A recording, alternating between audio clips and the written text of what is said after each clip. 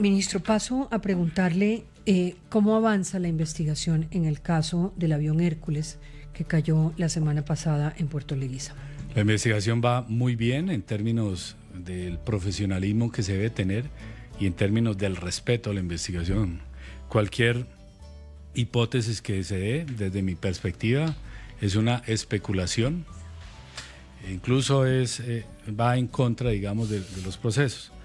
Estados Unidos ya nos respondió y nos va a apoyar con asesorías técnicas de parte de la empresa de los motores Rolls-Royce, de parte de la empresa fabricante del avión, Lockheed Martin, de parte también de un grupo especializado de la Fuerza Aérea de los Estados Unidos. Aquí el país y todos exigimos, es por nuestra convicción también, la verdad para saber qué pasó, por qué pasó, cómo pasó y lo más importante, tomar decisiones de que no vuelvan a ocurrir. Cuando se termine la investigación, que depende de qué tanta información podemos capturar, por ejemplo, de la grabadora de datos o la grabadora de voz o el estado de los motores para poder hacer un análisis. ¿Tiene algunos tiempos en los que podamos esperar ya resultados? Yo creo que va a ser muy pronto. La verdad no me atrevo a decir en un mes, 2 meses, 1 año, porque puede variar, depende las informaciones que encuentre. Ministro, ¿por qué hoy hablamos de un 45% menos de operación? ¿Cuáles son esas causas para que hoy tengamos menos aviones y menos equipos funcionando? Cuando uno habla en términos de capacidades es acorde al procedimiento planeamiento por capacidades que hace uno, y es una sigla, es DOMPI, que se piensa en una capacidad que tenga doctrina, que tenga organización, que tenga personal, en personal se mide entrenamiento y liderazgo, que tenga la M de material y equipo y la I de infraestructura.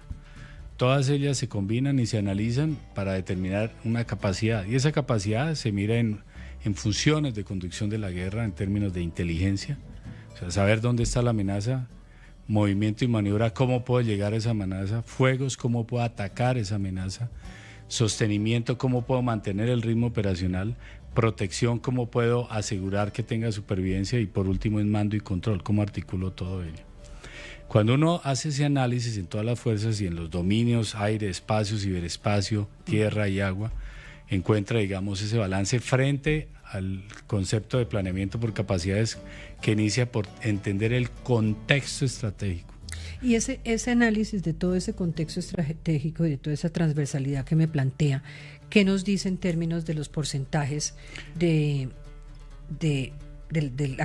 capacidades de las fuerzas militares? Eduardo Pizarro decía en una entrevista en El Tiempo ayer precisamente que durante el gobierno se ha debilitado mucho esa capacidad. Digamos, el país ha tenido una reducción, pero también una recuperación. En términos de reducción, podría hablar que, por ejemplo, hay aeronaves que tienen 80 años de operación. Podríamos hablar del avión AC-47 Fantasma, por ejemplo. Entonces, digamos, se ha reducido, pero también vemos en términos porcentuales, en términos de precios constantes del presupuesto, que se ha aumentado. Y uno dice, oiga, a ver, usted le ha aumentado el presupuesto, pero me dice que las capacidades se han reducido. Aquí tengo que irme a otro lado. 2002-2008, prácticamente la fuerza pública se incrementó en 90.000 hombres y mujeres. ¿Qué quiere decir? Que a los 20 años, es decir, 2022-2028, pues van a pasar al retiro. Y cuando un militar está en la selva, 3 meses es como si trabajara en horas 52 semanas, es decir, prácticamente 1 año, en unas condiciones bastante diferentes.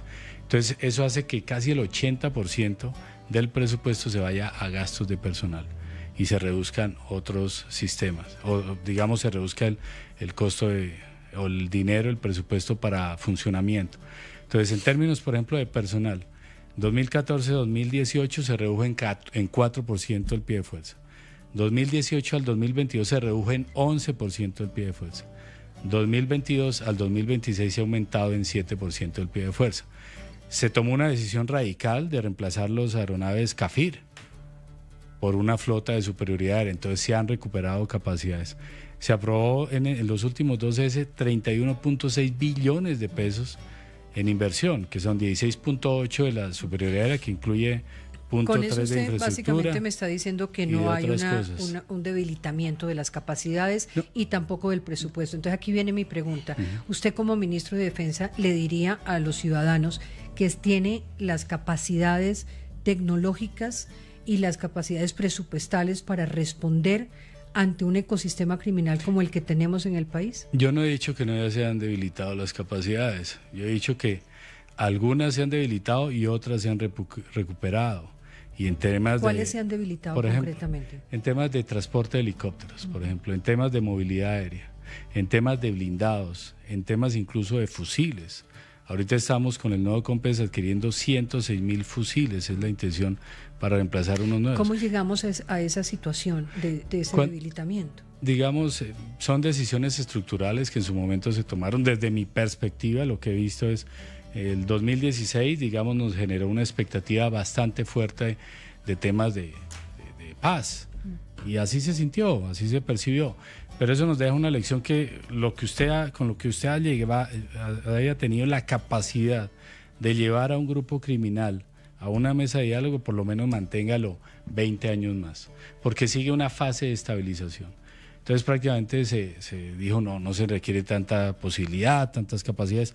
Ahorita con la operación que hicimos contra alias Mordisco, casi que empleamos 27 aeronaves, casi todo lo que teníamos. Que ese era el punto al que venía ahora, es que hoy en Buena Hora se desarrolló una cantidad de operaciones y se confirmó la captura de alias Wilder, que entendemos es el segundo en la estructura del Clan del Golfo, en una subestructura, y están tras la pista de Iván Mordisco. ¿Es eso correcto? ¿Está tan cerca de dar...?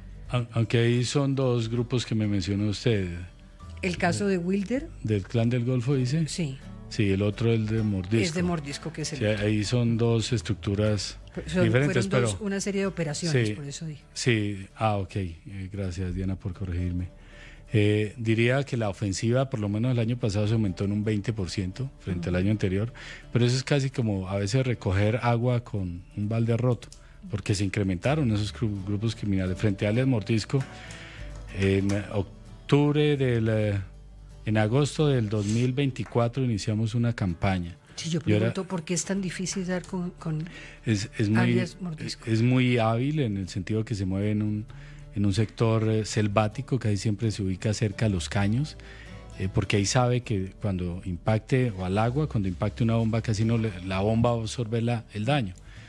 Y desde ese momento más de 150, yo daría ese número aproximado de integrantes muy cercanos a ese grupo se han neutralizado.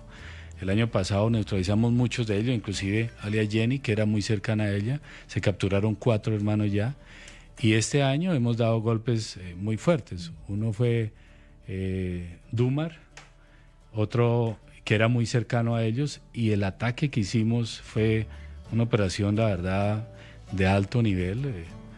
Cuando uno sabe los detalles, yo tuve la oportunidad de estar en operaciones especiales 4 años, pero fue una operación muy, muy precisa. Sin embargo, la afectación que en este momento tenemos es un resultado parcial. Es 6 integrantes del anillo de cercano de seguridad, 4 mujeres, 2 hombres. De los que se identificaron, solamente falta identificar 2 mujeres, pero dentro de ellos solamente hemos confirmado que son del anillo de seguridad. También tenemos elementos que serían de alias Mordisco y elementos que serían de otro criminal que es Alonso 45. Allá tenemos aún tropas. ¿Cuándo termina la operación o cuándo termina esta campaña? Cuando lo neutralicemos.